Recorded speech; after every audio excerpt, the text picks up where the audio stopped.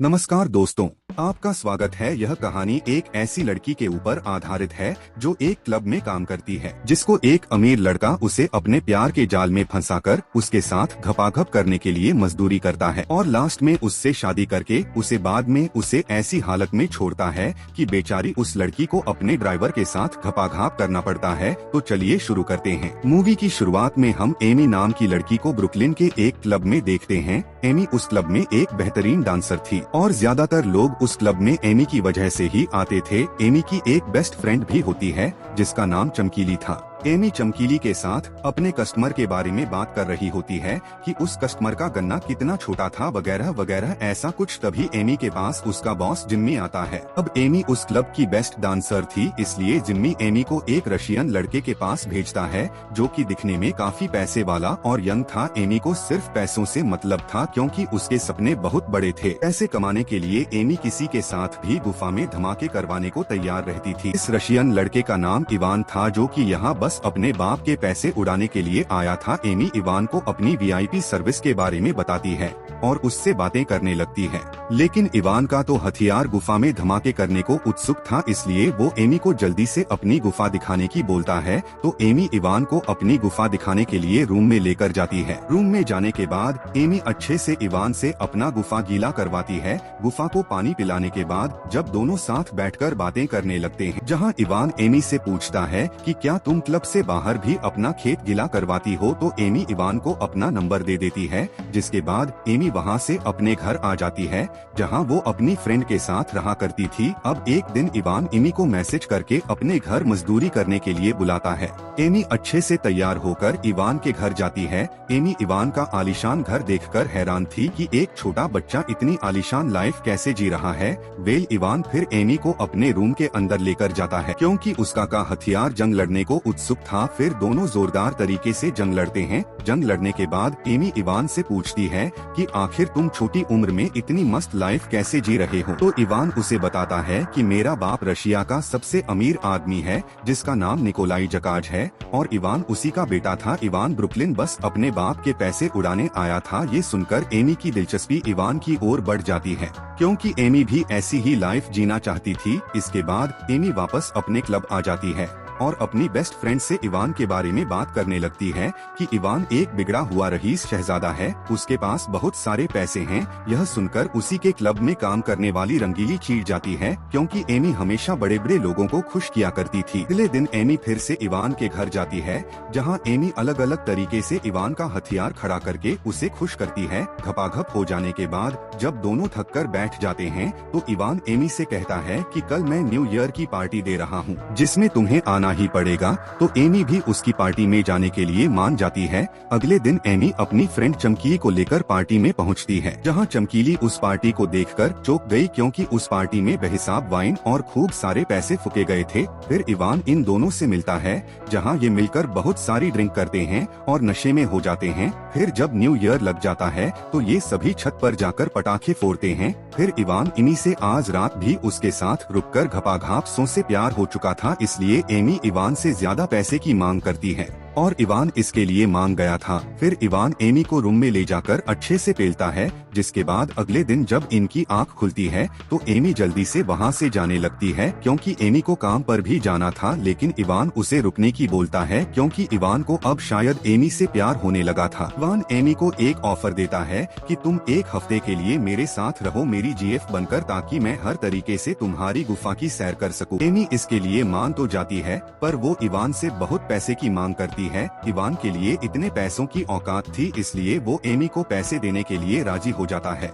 जिसके बाद एमी वहां से अपने घर जाकर अपना सामान पैक करती है और इवान के आदमियों के साथ कार में बैठकर इवान के घर आ जाती है। जिसके बाद एमी इवान की गर्लफ्रेंड बनकर रहने लगी और इवान के पैसों के साथ एमी अपनी लाइफ भी खुलकर जीने लगी। एमी अब इवान की जीएफ बन चुकी थी, इसलिए एमी धीरे धीरे इवान के दोस्तों के साथ भी टाइम बिताने लगी। ये सभी मिलकर खूब पैसे उड़ाते और मजे करते। इसके बाद ये सभी एक साथ अपनी छुट्टियां बिताने के लिए लॉस वेगस के लिए निकल जाते हैं। लॉस वेगस जाने के बाद ये सभी मिलकर आराम की जिंदगी बिताने लगे। देखते ही देखते इन्हें वहाँ एक हफ्ता गुजर गया। हफ्ते की लास्ट नाइट को इवान एमी की गुफा में जोरदार धमाके करता है और एमी से कहता है कि मैं तुमसे प्यार करने लगा हूँ और मैं अब वापस रसिया जाकर अपने बाप की कंपनी में काम नहीं करना चाहता। अगर मैं अमेरिका की किसी लड़की से शादी कर लूँ तो मैं अमेरिका का निवासी बन जाऊंगा और मुझे वापस रसिया नहीं जाना पड़ेगा। यह सुनकर एमी इवान से पूछती है कि फिर तुम किससे शादी करने वाले हो, तो इवान बताता है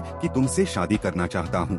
यह सुनकर पहले तो एमी को मजाक लगता है, लेकिन इवान उसे बताता है कि मैं मजाक नहीं कर रहा हूँ, मैं सच में तुमसे शादी करना चाहता हूँ। एमी को लगता है शायद इवान सच बोल रहा है, इसलिए वह उसी रात चर्च में जाकर शादी कर लेते हैं। अब एक क्लब में काम करने वाली लड़की रईस खानदान की बहू बन गई थी, लेकिन ये शादी कितनी लंबी चल पाएगी ये देखने वाली बात होगी। वे शादी करने के बाद एमी हमेशा के लिए क्लब में काम करना बंद कर देती है। इसके बाद इवान एमी की अच्छे से शॉपिंग करवाता है और ये दोनों अब हस्बैंड वाइफ की तरह इवान के घर पर रहने लगते हैं। लेकिन इवान की शादी की बात रसिया में उसके मोम डैड को पता चल जाती है, इसलिए वो इवान के मैनेजर टोरस को कॉल करके शादी की सच्चाई का पता लगाने की कहते हैं। तो टोरस अपने 2 आदमियों गेंडा और टकलू को इवान के पास जाकर सच्चाई जानने के लिए भेजता है। दूसरी तरफ इवान और एमी एक साथ होते हैं, जहां इवान के घर वाले उसे कॉल करते हैं, लेकिन इवान उनका कॉल नहीं उठाता, जिससे एमी इवान से पूछती है कि तुम्हारे घर वाले हमारी शादी को तो अपना लेंगे ना। तो इवान बताता है तुम टेंशन मत लो, मेरे घर वाले मान जाएंगे।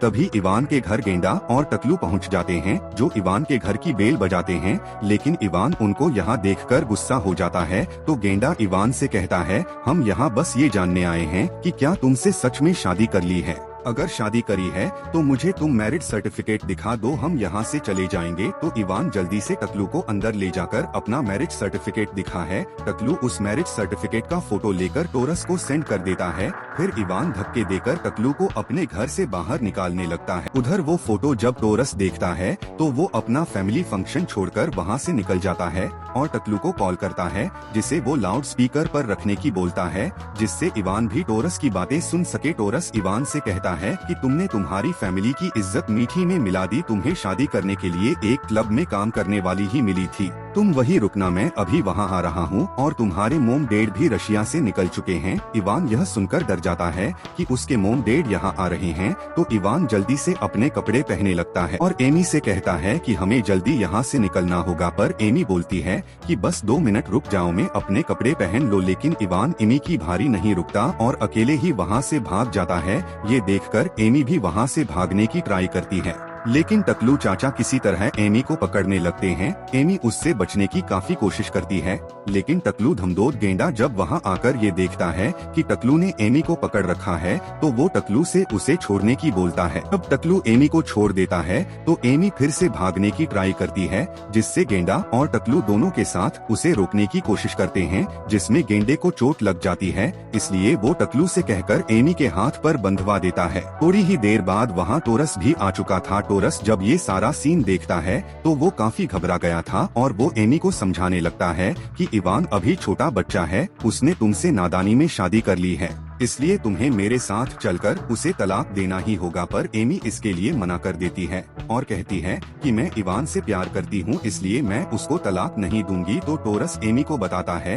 कि इवान के बिगड़ा हुआ लड़का है, मैं उसकी बचपन से जानता हूँ, वो तुमसे प्यार नहीं करता, कि तुम उसके लिए खेलने का समाना हो। लेकिन एमी को उसके ऊपर ट्रस्ट नहीं होता। टोरस शादी की बात को खत्म करने के लिए एमी से मैरिज वाली रिंग भी छीन लेता है और एमी से कहता है कि अगर तुम इस शादी को तोड़ दोगी तो मैं तुम्हें $100 दूंगा। एमी के पास कोई और रास्ता नहीं था, इसलिए वह इसके लिए मान जाती है, पर वह एक शर्त रखती है कि वह इवान को ढूंढकर एक बार उससे बात करेगी। जिसके बाद सभी टोरस के साथ इवान को ढूंढने के लिए निकल जाते हैं। ये सभी कई घंटों तक पूरे शहर में इवान को ढूंढते रहते हैं, लेकिन इवान इन्हें घंटा भी नहीं मिलता। इसलिए वह सभी इवान के दोस्तों के पास जाकर वो इवान का पता पूछते हैं, लेकिन उन्हें भी इवान की कोई खबर नहीं थी। एमी इवान को लेकर काफी परेशान थी, इसलिए टकलू चाचा किसी तरह एमी का ख्याल रखने की कोशिश करता रहा। वे सभी सिटी के हर एक क्लब में इवान को ढूंढने लगे, लेकिन हर बार उनके हाथ बस निराशा ही लग रही थी। उन्होंने अपने पिछवाड़े का दम लगाकर इवान को ढूंढा, लेकिन वो उन्हें नहीं मिला। उधर इवान उसी क्लब में था जहां एमी पहले काम किया करती थी। इवान वहां उस लड़की के साथ था जो कि एमी से जला करती थी। उस क्लब में जब एमी की दोस्त चमकीली इवान की वाह देखती है तो वो जल्दी से एमी को कॉल करके सब बता देती है, जिसके बाद एमी टोरस और उसके साथियों को लेकर उसी क्लब में जाती है, जहां जाकर वो देखते हैं कि इवान पूरी तरह से नशे में धुत है और वो रंगीली के साथ रंगरालियां मना रहा था। एमी इवान से बात करने की ट्राई भी करती है, लेकिन नशे में होने की वजह से उसकी एक नहीं सुनता। एमी और रंगीली के बीच हाथापाई भी होने लगती है, जिसकी वजह से क्लब के बाउंसर उन सबको धक्के मारकर वहां से निकाल देते हैं। वे सभी इवान को अपनी कार में बिठाकर वहां से निकल जाते हैं। एमी कार में भी इवान से बार बार एक ही बात बोल रही थी कि ये लोग हमारी शादी तुड़वा चाहते हैं, लेकिन इवान एमी की बातों का कोई रिस्पांस नहीं देता। अगली सुबह इवान और एमी को कोर्ट ले जाया जाता है ताकि जल्दी से उन दोनों की शादी को तुड़वाया जा सके। इवान का वकील जज से टाइम लेकर उनका कैश पहले लड़ने की बोलता है, पर इवान अब भी पूरी तरह से नशे में होता है। जज जब कैसे शुरू करता है और एमी से शादी के बारे में पूछता है कि क्या तुम ये शादी तोड़ना चाहती हो, तो एमी साफ साफ मना कर देती है कि ये लोग जबरदस्ती हमारी शादी तोड़वा चाहते हैं। ये सुनकर वहाँ के हालत हो बिगड़ने लगते हैं। जब सबको यह पता चलता है कि उनकी शादी लास वेगस में हुई है, तो जज उनसे कहता है कि जहाँ इनकी शादी हुई है वहीं इनकी शादी तुड़वाई जा सकती है।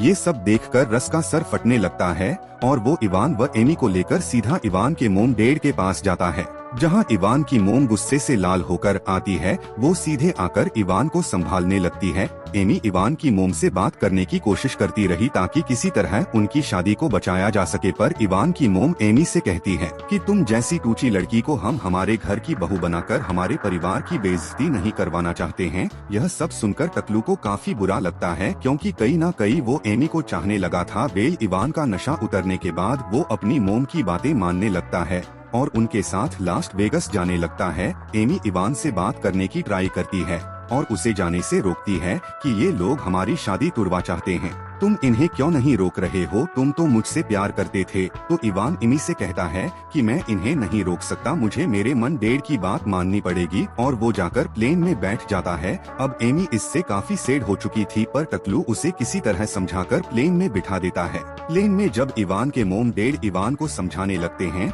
और अपने साथ रसिया चलने की बोलते हैं, तो इवान गुस्से में आकर अपनी मोम से बोलता है कि आखिर तुम मुझसे क्या चाहती हो, मैंने ऐसा किया क्या है, मैंने बस मजे करने के लिए एक क्लब वाली लड़की के साथ शादी ही तो की है, इसने कोई गुनाह तो नहीं कर दिया। ये सुनकर मम्मी को भी गुस्सा आ जाता है और वो इवान को भला बुरा कहती है कि अच्छा हुआ मैं तुम जैसे से तलाक ले रही हूँ, वरना मेरी लाइफ झंड करके रख देता तू। इवान की मोम भी एमी की बात से सहमत होती है, क्योंकि इवान एक कमजोर इरादे वाला लड़का था जो अपनी जिम्मेदारियों से भाग रहा था। वेल इसके बाद सभी लास वेगस पहुँचते हैं, जहाँ ये कोर्ट में जाकर एक वकील को हायर करते हैं, जहाँ एमी तलाक के पेपर पर साइन करके इवान को तलाक दे देती है। टकलू वहाँ सभी से बोलता है कि इवान को एमी से बुरे बर्ताव के लिए माफी मांगनी चाहिए, पर इवान की मोम कहती है कि मेरा बेटा किसी से माफी नहीं मांगेगा। यह सुनकर एमी भी पीछे नहीं हटती और इवान की मोम को गालियाँ देने लगती है, जिसे देखकर इवान के डैड को बड़ा मजा आने लगता है। फिर एमी की टकलू के साथ इवान के घर भेजा जाता है, जहां वो बस एक रात के लिए रुक सकती थी। रात को टकलू और एमी दोनों आपस में बातें करने लगते हैं। टकलू एमी से दोस्ती करने की ट्राई करता है, लेकिन एमी टकलू के साथ अभी भी पत्नी जी से बात कर रही होती है और टकलू से कहती है अगर तुम्हारे साथ वो गेंडा नहीं होता तो तुम कब के ही मेरा खाता खोल चुके होते, पर टकलू माना कर देता है कि मैं ऐसा आदमी नहीं हूँ, अगर मुझे ऐसा करना होता तो मैं अभी भी तुम्हारा खाता खोल सकता हूँ। तो एमी कहती है कि तुम्हारे हथियार में दम ही नहीं है। बोलकर एमी वहाँ से सोने के लिए चली जाती है। अगली सुबह टकलू एमी को उसके घर छोड़ने के लिए जाता है, जहाँ जाने से पहले टकलू एमी को उसकी शादी की रिंग वापस देता है, पर एमी कुछ नहीं बोलती और सीधे टकलू के ऊपर चढ़ जाती है, क्योंकि एमी भी कहीं ना कहीं टकलू को चाहने लगी थी। और इसी के साथ इस मूवी की हैप्पी एंडिंग हो जाती है। Thanks for watching.